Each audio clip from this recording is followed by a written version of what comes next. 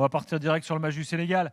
Sénégal-Bénin, on a Lai avec nous, qui était un habitué de l'after, un fidèle au 32-16. Salut Lai. Salut, toujours habitué. Hein. Ça bouge pas. Bon. Ça va, vous allez bien? Ça va? Comment t'as vécu le match? Bien. Hein. J'ai entendu Walid dire qu'il ne s'est pas régalé aujourd'hui, mais il était beaucoup sur Twitter à avoir peur de rencontrer le Sénégal, mais pas grave. Ah, tu t'es régalé devant le Sénégal, toi, ce soir? Sérieusement, les matchs de poule, je préfère voir les grosses équipes haut niveau que comme par rapport à la Coupe d'Afrique. La Coupe d'Afrique il y a 2 ans, là, où la Côte d'Ivoire est sortie miraculeusement. Il y a eu beaucoup de surprises. C'est pour ça qu'il y a eu des gens qui ont aimé. Mais moi, pour le football africain, je préfère voir les grosses équipes qualifiées que pas qualifiées. Ah non, mais je suis d'accord Là, avec ça. Le constat, il est implacable. Maintenant, sur le match de ce soir, j'espère que tu vas nous dire des choses quand même sur le contenu sénégalais. Parce que moi, la première mi-temps, surtout la première mi-temps, j'ai pas reconnu cette équipe. Hein. On a appris des choses. Il y a beaucoup de gens qui voulaient voir Pape Matar Sarr titulaire avec Lamine Camara. On a vu on a compris pourquoi ils étaient sur le banc maintenant. Ça oui, ça c'est sûr. Ils vont arrêter de parler. Et cette équipe, Pape Gueye, pour moi, il est indiscutable au milieu. Ça aussi, on l'a compris. Et les joueurs qui voulaient avoir du temps de jeu, on leur a donné, ils n'ont pas donné satisfaction. À part Ibrahim Baye, à chaque fois qu'il rentre, lui, il a du feu dans les jambes. Lui, il va nous faire beaucoup de bien, par contre. Il nous a encore fait du bien sur sa rentrée. Mais sinon, les autres, ils n'ont pas été top sur ce match-là. Mais après, moi, je répète, hein, là, c'est une nouvelle compétition qui commence. Les matchs de poule, maintenant, c'est terminé. On oublie tout. Là, on recommence tout à zéro, on va dire, presque. Tu vas jouer contre une équipe, ça devrait être le Mozambique, mais on attend de voir qui va finir meilleur troisième sur ce groupe-là. Ou le Soudan et Burkina Faso, hein. Non, Sénégal, c'est la poule. C'est pas la poule de. C'est la poule du Cameroun-Côte d'Ivoire. Ah bon? D'accord, ok. Attends que je revérifie. C'est ce que j'ai vu. Hein. Non, le Sénégal, c'est groupe E, t'as raison, c'est Burkina Faso ou Soudan. Ouais, Burkina Faso ou Soudan, c'était ce que j'avais vu. Mais bon, de toute façon, on s'en mêle les probablement Soudan. Ouais, probablement Soudan, vu que Burkina Faso est quand même favori, même s'il faudra faire attention au Soudan. Après, moi, je suis d'accord avec toi, là, c'est-à-dire que, bien évidemment, qu'il faut mettre les CGU. Les conditions générales en disant que le premier tour c'est le premier tour, que tout va jouer sur le deuxième tour, que ce soir ça reste quand même une bonne chose d'éviter entre guillemets l'Algérie et un parcours compliqué derrière avec le Nigeria, avec le Maroc en demi, donc tu seras dans une partie de tableau un peu plus agréable. Maintenant moi j'attends quand même beaucoup plus du Sénégal. J'étais quand même globalement emballé par la liste, par la dynamique de Papio, par la deuxième mi-temps contre la RDC pour aller se qualifier en Coupe du Monde. La deuxième mi-temps elle est cohérente aussi, hein. Bien sûr, mais là, ce soir, il y a quand même eu des changements de la part de Papio avec un passage en 4-3-3 qui n'a pas fonctionné. Moi, j'ai l'impression qu'en fait, il a fait à l'envers entre le match 2 et le match 3. Le match 2 imposait peut-être un 4-3-3 contre la RDC et un 4-2-3-1 contre le Bénin. Il a fait l'inverse. J'ai trouvé. Je suis pas sûr. Sur la première mi-temps, on a été meilleur que le Congo quand même. Si à l'efficacité, on ne parle pas de système. Hein. Ah oui. Encore une fois, je t'ai dit que sur le match contre la RDC, même si je te parle de la différence de système entre les deux. Moi, le match contre la RDC, la première mi-temps ne m'a pas dérangé. Jackson doit mettre ses buts, Ismaïla Sarr aussi. Tu dois mener au score. Mais ce soir, moi, je trouve qu'entre les changements, entre l'implication de certains joueurs et même le rendu, le contenu, par rapport à tout ce qu'on dit du Sénégal, on est quand même loin du compte. Après, ça. Puis t'as le gros point noir aussi de la perte de Khalidou pour les matchs à élimination directe. Donc il va falloir voir la suspension qu'il va prendre. Est-ce que c'est un match automatique, un match avec sursis? Mais bon, c'était quand même le taulier tranquille. Enfin, on a vu les premiers matchs. Donc c'est pas neutre pour le Sénégal. Et quand tu vois que Ibrahim Seck, hormis son but, Abdoulaye Seck, pardon, hormis son but, ça n'a pas été extraordinaire derrière. À voir qui il va mettre sur le 8e entre Mamadou Sarr et Seck. Au milieu de terrain, tu en as parlé, mais moi je suis un grand fan de Lamine Camara et de Pape Matar Sarr. Ce soir, ils sont passés complètement à côté. On pensait vraiment qu'ils allaient donner des mots de tête aux sélectionneurs pour la suite de la compétition. Et bon, on a vite compris que les deux gars ils vont revenir très rapidement dans le. Oui, en même temps, c'est toujours pareil, Walid, excuse-moi de t'interrompre, mais quand tu changes la moitié de l'équipe et tu veux faire tourner, tu veux changer tous les titulaires, bah, tu n'as forcément pas la même osmose, la même cohérence. Donc, il ne faut pas non plus disqualifier ceux qui ont joué ce soir et qui n'ont pas forcément été à leur pas disqualifié, mais en tout cas, on peut dire qu'on est déçu. Quand tu vois l'entrée d'Habib Diarra, elle est quand même meilleure. meilleur en deuxième mi-temps. Quand tu vois les entrées d'Ibrahim Mbaye, Ibrahim Mbaye, il met des mots de tête dans la. Ah non, Ibrahim Mbaye. Voilà, il met un impact incroyable. L'autre jour, je veux dire, contre le Congo, il a changé, il a modifié la rencontre, quoi. Et ça, normalement, c'est le boulot des remplaçants sur une compétition comme celle-là. Et j'ai le sentiment que les milieux de terrain ne l'ont pas fait ce soir. Et surtout, c'est des joueurs titulaires à Monaco, titulaires à Tottenham. Ils sont là pour ça, quoi. Mais après, le Sénégal est qualifié. Ils ont fait 7 points. Ils vont jouer le Soudan ou le Burkina Faso. Hamza, t'es d'accord avec ce que t'entends là? Je suis partagé dans le sens où on a vu une équipe un peu remaniée, mais on n'a pas vu une équipe B comme ce que l'on a vu avec l'Égypte. Et mine de rien, dans ce 11, on avait une équipe assez hybride, avec du Sadio Mané titulaire, du Iliman Ndiaye titulaire, Gana Gueye titulaire, Koulibaly titulaire, Krépin Diatta titulaire, Edouard Mendy titulaire. Donc en fait, sur l'incorporation, je vois ce que vous il avait un enjeu, faut dire aussi. Il y avait pas. Non, mais il y avait un enjeu, 6 points qualifiés. Mais justement, sur le côté, on fait entrer des joueurs comme Lamine Camara ou comme Pape Matar Sarr, et c'est pas si évident ou c'est compliqué de performer dans ce dispositif-là sur une rencontre où il y a autant de turnover. Ben moi, je suis pas forcément d'accord. Je suis pas forcément d'accord parce que tu le rappelles très justement, il y avait un enjeu, en l'occurrence la première place, même si la qualification était déjà actée avant cette troisième journée. Et puis mine de rien, il y avait une dynamique de 11 que l'on pourrait imaginer comme étant un 11 titulaire. Abdoulaye Seck, il va rentrer titulaire en huitième de finale suite à la suspension de Koulibaly. El Hadji Malik Diouf, il était titulaire il y a encore quelques semaines en sélection. Donc moi, effectivement, je rejoins Walid. C'est un mec titulaire à West Ham quand même. Hein. Oui. Il joue pas à... Oui, et il était titulaire en sélection encore il y a quelques semaines. Exactement. Donc à la limite, on peut parler d'Habib Diallo qui, je trouve, a fait un match loin d'être infamant parmi les remplaçants que l'on a vu aujourd'hui dans le 11 de départ. Mais c'est vrai que j'ai été déçu sur la première mi-temps. Gilbert, il y a hormis le coup de pied arrêté qui donne le but, mais j'ai pas une occasion forte du Sénégal. Ah non, là, on parle encore ralenti la première période. Sur le moins bon match du Sénégal sur le temps premier. Non, mais il y a une équipe. Moi, depuis la première mi-temps, il y a la première mi-temps contre la RDC et il y a la deuxième. Si on enlève l'entrée de Ibrahim Mbaye qui secoue un peu le cocotier, qui remet un petit peu l'église au milieu du village parce qu'on avait une équipe qui perdait le fil de la rencontre. Ou attention, la RDC à 1-0, ils ont une ou deux situations qui peut faire 2-0. Depuis cette première mi-temps où clairement tu domines la RDC, où je viens de l'expliquer, tu as des grosses occasions. J'ai plus la même impression de force tranquille, de solidité, de puissance dans toutes les lignes. Je trouve que Iliman Ndiaye est un joueur que j'aime énormément. Ça touche beaucoup le ballon, ça fait la différence, mais pour pas grand-chose sur le match. Bon, Sadio Mané, il fait la différence début de deuxième ce soir, mais globalement, c'est pas l'équipe du Sénégal que j'attends, moi, ce soir. Bruno, puis Edouard Mendy a fait preuve d'une grande vigilance. Il a sauvé 2-3 ballons très chauds. Donc, c'est sûr, il y a un clean sheet sur le papier comme ça, c'est impressionnant. 3-0, ça a l'air net, mais il n'y avait pas autant d'écart que ça. Hein. Vous étiez tous les trois au match à Tanger contre la RDC, je crois. Oui. Pas de bêtises. C'est ça. Moi, il m'avait laissé. Vous étiez rentré conquis. Conquis. Sur la première mi-temps. Conquis, mais conquis, je veux dire, tu dis, on voit une équipe sérieuse. Oui. Mais on avait eu deux bonnes équipes. Donc, c'était extrêmement équilibré. Et sincèrement, c'est vrai que Sénégal-RDC. L'entrée de Ibrahim Mbaye avait donné un sacré coup de fouet aux Sénégalais parce qu'ils n'étaient pas trop bien embarqués. Lui, il fait une sacrée canne parce que 17 ans. Surtout qu'il est là depuis quelques semaines seulement. 17 ans, il vient d'arriver, il vient d'être annoncé au mois de novembre. Il y a un mois sur la précédente liste, je crois, avec Mamadou Sarr. Et alors, je pense que c'est plus un finisher qu'un joueur qui peut démarrer parce qu'il a besoin aussi de ses espaces et de remettre un coup d'électricité dans l'équipe. Il ne faut pas qu'il soit titulaire en 8e. Je me pose la question, mais par contre, c'est une vraie. On l'a pas vu titulaire aujourd'hui. Je suis pas certain qu'on le voit. Mais par contre, c'est une vraie arme en sortie de banc et il montre encore une fois toutes les qualités. En plus, il peut jouer à droite, il peut jouer à gauche. Donc, il va être très très important pour le Sénégal dans la deuxième partie de compétition. Peut-être qu'on est dur avec le Sénégal, Gilbert, mais moi, je reste quand même exigeant. Et ceux qui arrivent sur le débrief en se disant bon. Il y a 3-0, les gars, vous êtes pisse-froid. Quand tu regardes le match, le 3-0, il n'est pas aussi. Il est flatteur. Il est pas aussi clair. Là, il était d'accord. Il y a un moment où tu peux terminer deuxième. C'est ça, et c'est surtout. Hamza est là, et ensuite. Et surtout, alors le troisième but arrive dans le temps additionnel sur penalty. Et moi, j'ai retrouvé le Sénégal sérieux, conquérant, dominateur à partir du moment où Kalidou Koulibaly est exclu. Ouais. Là, sur le dernier quart d'heure, à partir du moment où il y a eu ce carton rouge, le Bénin, je les ai plus vus en capacité de poser des problèmes à cette équipe du Sénégal. Alors que justement, sur la première période jusqu'à la 75e environ, tant qu'il y avait. Il y a une grosse parade de Mendy quand même. Oui, il y en a une parade, très sincère, mais sur coup de pied arrêté, sur le coup franc suite à la faute de Koulibaly. Mais très sincèrement, derrière, on a ressenti justement le Sénégal hausser le curseur.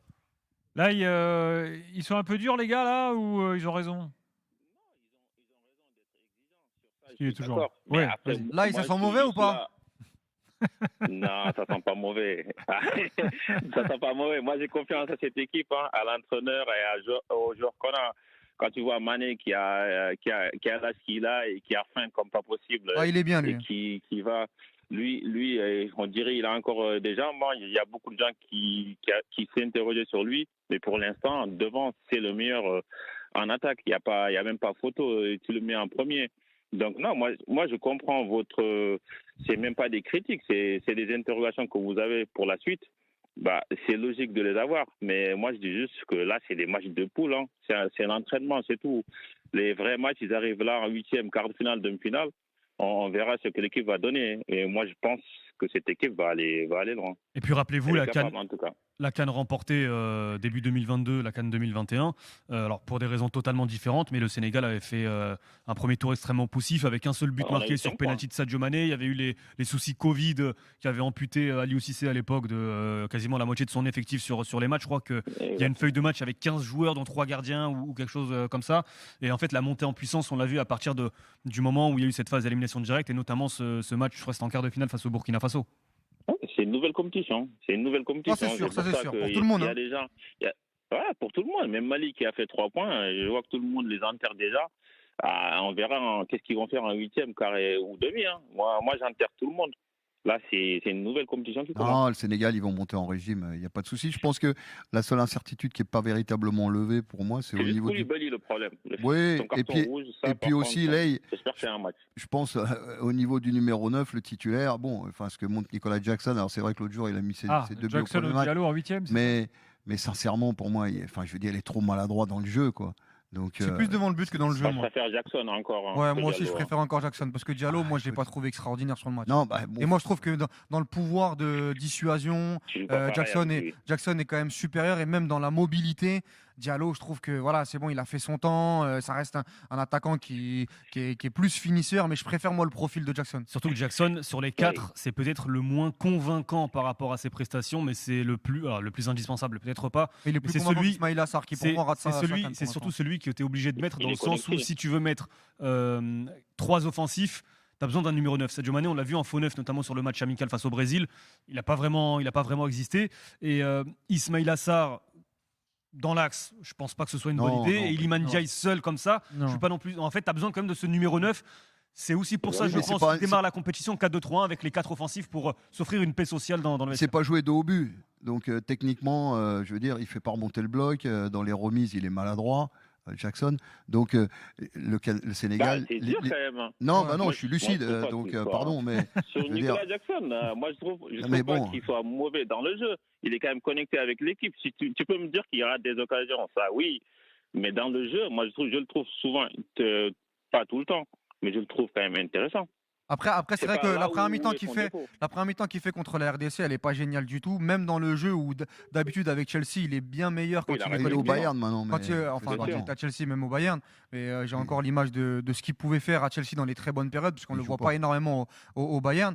Maintenant, moi, je reste persuadé que c'est sur la finition qu'il y a un gros point d'interrogation parce que plus le niveau va monter, moins le Sénégal va avoir des occasions. Et Jackson, s'il en a une ou deux, va falloir qu'il soit très très clinique. Et sur ça, je peux rejoindre Bruno, moins sur la connexion, mais sur la finition, il va falloir qu'il soit très très fort pour faire avancer le Sénégal. Évaluation sénégalaise, on va la faire avec Babacar qui est là au 32-16. Babacar, bonsoir.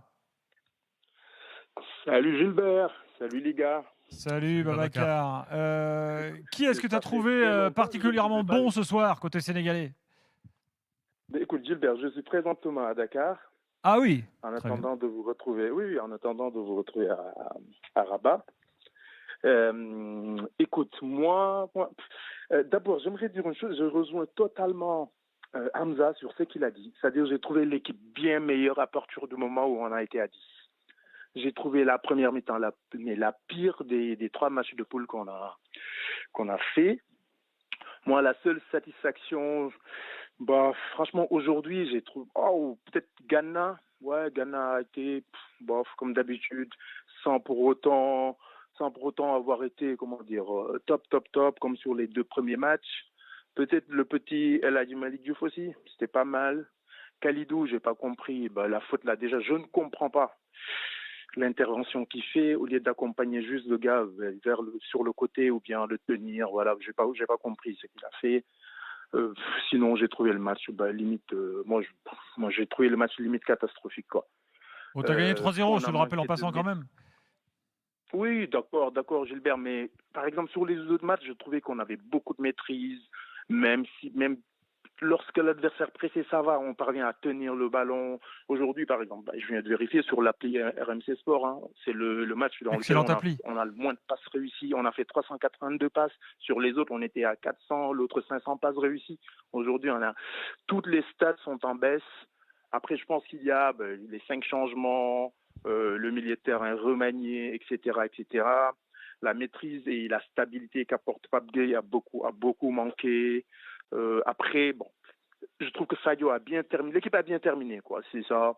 Mais sinon, écoute, voilà, quoi. On comprend pourquoi il démarrait à 2 milieux, même si certains se plaignaient qu'il fallait. Moi, je suis plutôt pour la paire Gana-Pape Gueye et comment dire Iliman en 10. Aujourd'hui, j'ai pas compris aussi pourquoi Iliman est sorti, parce qu'il n'était pas plus catastrophique que Sadio. Comme vous le savez, j'adore Sadio. C'est peut-être gestion d'effectifs, ça. Après, il sort à la mi-temps quand même, il sort tôt. Ouais, j'ai pas compris. J'ai l'impression que pour l'instant, le coach, il est dans la demi-mesure. J'ai l'impression qu'il ne veut pas trancher certaines questions. Et pourtant, à un moment ou un autre, quand le niveau va s'élever, peut-être qu'il va falloir, quoi. Je trouve que Sadio, ça va. Il est en train de bien revenir, surtout physiquement. Donc, mais tranquille. Vous verrez, je passerai voir pour les demi. Ce qui est intéressant, c'est là que tu parles des demi, mais Babacar, il nous parle des demi. Il nous a fracassé le Sénégal qui vient de gagner 3-0. Mais... Contrairement à d'autres, Babacar, t'auras la chance de ne pas tomber sur un premier de groupe, ni en huitième, ni en quart de finale, donc pour aller en demi. T'as des choses à dire. Non, ça t'ouvre un chemin quand même intéressant d'être au premier de groupe ce soir. C'est pas le cas de toutes les sélections, quoi. Oui, c'est le format, ça. Voilà. Après, c'est le format, c'est comme ça. Les gros, voilà, un moment ou un autre, il va falloir faire face aux grosses équipes. Oui, vaut mieux les avoir dans la dernière semaine que dans 3-4 jours, quoi. Bien sûr, et surtout éviter le Maroc en finale, quoi, tu vois. Oui. Voilà. Oui. Juste un mot, moi, sur ce match-là, finalement. La conclusion, c'est que Pape Thiaw, par rapport aux déceptions que l'on a aujourd'hui sur les joueurs entrants, il tient son 11 de départ et il tient son 12e joueur, en l'occurrence Ibrahim Baye, qui sera assez souvent, j'imagine, le premier à entrer en jeu, encore plus lorsque le scénario du match le nécessitera. Et puis effectivement, pour le reste, je pense que je te rejoins, Babacar, la doublette Gana Gueye et Pape Gueye, c'est celle qui va finir la compétition sans grande surprise. La seule interrogation, c'était est-ce que tu peux compter sur un milieu de terrain supplémentaire à la place d'un offensif ? Peut-être aussi qu'aujourd'hui, on a la réponse définitive jusqu'à la fin de la compétition, sauf scénario, circonstances de match en cours de rencontre. Oui, je pense qu'il sera amené à mettre un troisième milieu. Ça, ce sera quasi obligatoire. Moi, faut juste espérer que Lamine, il est sorti. J'ai l'impression que physiquement, il y a quelque chose qui tourne pas rond. J'espère que ce n'est pas grave. Même le petit El Hadji Malick, je pense qu'il a un problème au genou. Il le traîne depuis la mini préparation là. Si Lamine vraiment retrouve son milieu, qu'il épure un petit peu, parce qu'aujourd'hui il a été vraiment brouillon là. Donc je pense que ce sera Lamine le troisième milieu s'il y a nécessité. Abdoulaye Seck, t'en penses quoi, toi ? Parce que là, du coup, on disait tout à l'heure, il va jouer du coup, si Koulibaly est... Il peut mettre Sarr, Niakhaté. Oui. Le seul problème de Seck, c'est la météo au Maroc, si je puis me permettre. Tu sais que hier, je disais à des amis que si jamais, par hasard, dans les matchs à élimination directe, on était mené, à 10 minutes de la fin, moi, Abdoulaye Seck, je le mets avant-centre. Il est excellent. Son jeu de tête est excellent. Ah oui, au parc, il avait claqué un doublé en Ligue des Champions. Ah oui, normal. C'est vrai, sur le 7-2, là. Ouais, c'est ça. 6-2 ou 7-2. Il est excellent de la tête. Moi, je le ferai accompagner par le petit Mamadou Sarr. Lui, je pense que... je pense que bientôt, il sera installé en défense. parce que c'est la relève de Kalidou. Mamadou Sarr, c'est très fort. Et puis, moi, sur l'avant-centre, c'est vrai que Bruno, je l'ai trouvé un petit peu sévère avec Jackson, parce que je pense que sur le plan du talent pur, c'est le meilleur de nos avant-centres, footballistiquement parlant. Maintenant, oui, heureusement quand même, parce que c'est le moins adroit. T'as un autre avant-centre qui a fait Chelsea et Bayern Munich là, en 1 an et demi Ben non, justement. Non, voilà, donc oui, bien évidemment. Sur le standing et le pédigré et la hauteur des matchs qu'il a joué, bien évidemment que ça. Après, il va falloir qu'il le montre. De toute façon, il va être attendu au tournant sur la deuxième partie de compète. Oui, là... Moi, je vois pas Papcho mettre Diallo sur les gros matchs. Après, la Coupe d'Afrique des Nations et les 10, 15, 20, 50 dernières années nous l'ont aussi montré. C'est pas parce que tu as le meilleur CV que tu es le meilleur. Oui, c'est pour ça que je te dis qu'il faut le montrer. Absolument. Babacar, merci beaucoup. Mais Gilbert, on se voit bientôt, les gars. T'es le bienvenu, on est là jusqu'au 18 janvier. Ouais, ben ça marche, parfait, je vous rejoins. Avec plaisir. Bonne fin de CAN. Salut Babacar. Par rapport à ce que disait Hamza, c'est d'autant plus remarquable ce que fait Mbaye. Un impact comme ça, la Coupe d'Afrique, les gens qui ne connaissent pas, ils ne se rendent pas compte que c'est un univers différent, comme on appréhende la compétition. Ce que fait ce gamin-là, qui est en 2008, en arrivant là depuis un mois avec la sélection, c'est bluffant. Ouais. C'est incroyable. J'adore, il n'y a que les agents qui disent c'est un 2008 ou c'est un 2007. Oui, il faut les Walid l'a dit tout à l'heure. Il faut l'année de naissance.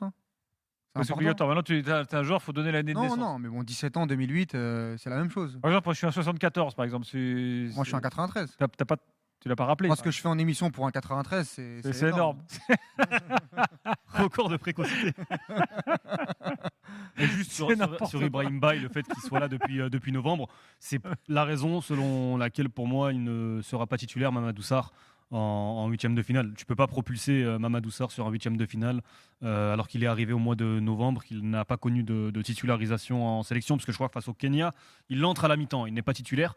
Donc le talent, je pense qu'on l'a. Pour moi, il faisait partie des 2 meilleurs défenseurs de Ligue 1 la saison dernière. Mamadou Sarr, c'est pas une question de talent, mais aujourd'hui, c'est l'envoyer au casse-pipe, au charbon, que de le mettre. Que de le titulariser sur un huitième de finale sur une rencontre à élimination directe. Plus un élément important, c'est les statuts aussi souvent. Donc, dans le vestiaire surtout. On a du mal à bousculer les statuts. Cela étant, le petit Sarr, il a de qui tenir parce que son père était aussi un joueur des Lions du Sénégal. Donc effectivement, il a grandi dans cette légende-là. Donc je pense qu'il a un peu d'avance sur les autres. Et d'ailleurs, le Sénégal, c'est marrant, il y a toujours les anciens qui traînent autour là. El Hadji Diouf, Fadiga, El Hadji Diouf. Transmettre, c'est la transmission. Toujours... Ouais, alors, des fois, ça peut être un peu relou aussi. Mais c'est vrai que je me suis posé la question, mais je trouve que ça se passe très toujours là. Non, mais Diouf, il a eu un rôle très important. Il y a un documentaire qui avait été fait par la télévision. Diouf, on avait fait une interview avec lui il y a quelques temps. Il avait dit, moi, je vais être président du Sénégal. Bon, je ne sais pas où il en est. Fadiga, il est responsable des relations institutionnelles avec la CAF, donc il a un vrai rôle aussi auprès de la fédération. Donc il fait le lien. Je l'ai croisé à Tanger l'autre jour. Donc, il m'a expliqué tout ça.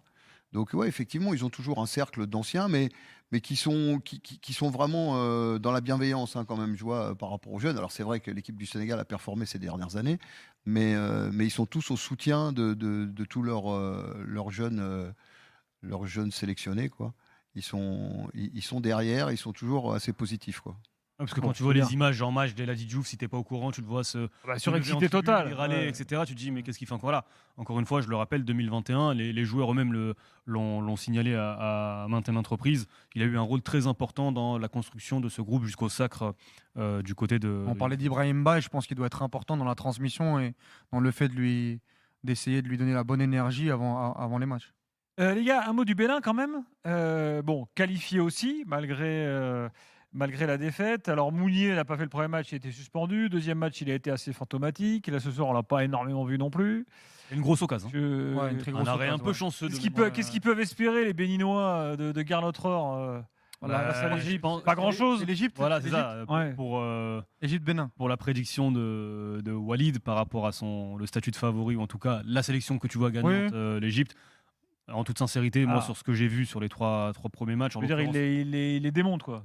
Non, parce qu'il n'y a pas de match. Mais en huitième, on se rappelle que le Bénin avait sorti le Maroc en 2019, et le Maroc venait d'avoir fait, je crois qu'ils avaient fait 9 sur 9 avec Hervé Renard à ce moment-là.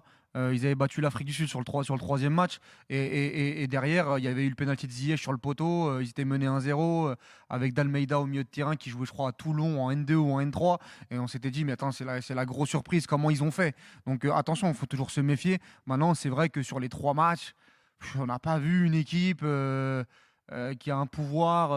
Moi, j'ai pas vu une équipe en capacité de poser des problèmes à des gros. Voilà, passer le premier tour pour eux, c'est le un exploit. Ils ont gagné leur premier match en Cannes, on l'a vu, les images étaient absolument formidables. L'Égypte, Salah. Pour eux, le métier est fait, quoi. Ouais, mais si l'Égypte de Salah se fait sortir par le Bénin, c'est plus un énorme au-delà de l'Égypte de Salah, c'est l'Égypte de ce premier tour. Oui. Si cette Égypte se fait sortir par le Bénin, c'est qu'il y aura eu quand même un énorme couac. Une vraie surprise au cours de ce match. Ouais.